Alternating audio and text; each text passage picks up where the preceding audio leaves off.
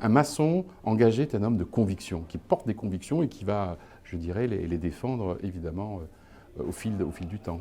Je m'appelle Jean-Pierre Rollet, je suis le grand maître de la Grande Loge nationale française depuis 6 ans. L'éthique et la justice sont toujours, et la bienveillance, c'est les 3 caractéristiques fondamentales à mes yeux. C'est très difficile d'en sortir un plus qu'un autre. Évidemment, le soir de son initiation, je pense qu'on n'oublie jamais son initiation. Et c'est quelque chose de caractéristique qui nous relie tous. Ce que nous avons vécu, ce moment d'émotion, du statut de profane, bonjour monsieur, ah bonjour mon frère, bienvenue parmi nous. Et ensuite, tout au long de ma vie maçonnique, ceux qui sont partis rejoindre l'Orient éternel, c'est toujours un moment difficile. Et là, récemment, je viens de réaliser 2 tenues funèbres pour des hauts dignitaires. Et ce sont des moments extrêmement importants qui nous ramènent à la réalité, à la poussière que nous allons redevenir. Et l'humilité, je dirais, nous amène à ça. Et le parcours initiatique qu'on vit dans une loge nous fait progresser, puis à un moment donné, fait que nous retenons sur les colonnes et nous passons de l'Orient à l'Occident. Et je dirais, c'est ça qui est extrêmement important dans ce parcours. La transmission, d'abord, il faut bien la comprendre. Et on ne peut transmettre que ce que j'ai compris. Donc ça veut dire qu'il faut déjà travailler. Il y a une forme d'apprentissage qui va nous permettre ensuite de transmettre. Mais je ne peux transmettre véritablement que ce que j'ai compris, ce qui m'a été enseigné et ce que je suis capable de porter. Et ensuite, la transmission, c'est d'abord l'exemple.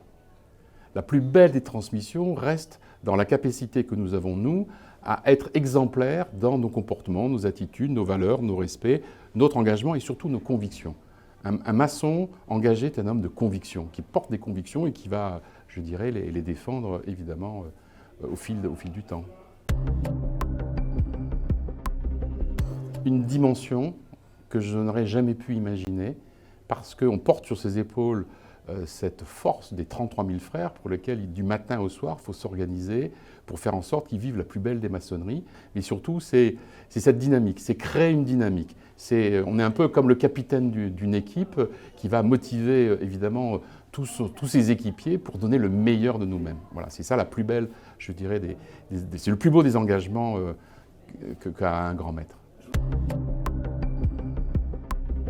Jusqu'au Vénéralat, je dirais, j'ai été dans mon parcours pour moi-même de développement. Évidemment, j'étais second surveillant, premier surveillant, donc chargé de l'enseignement aux apprentis, aux compagnons. J'ai commencé à changer de dimension quand je suis devenu officier provincial.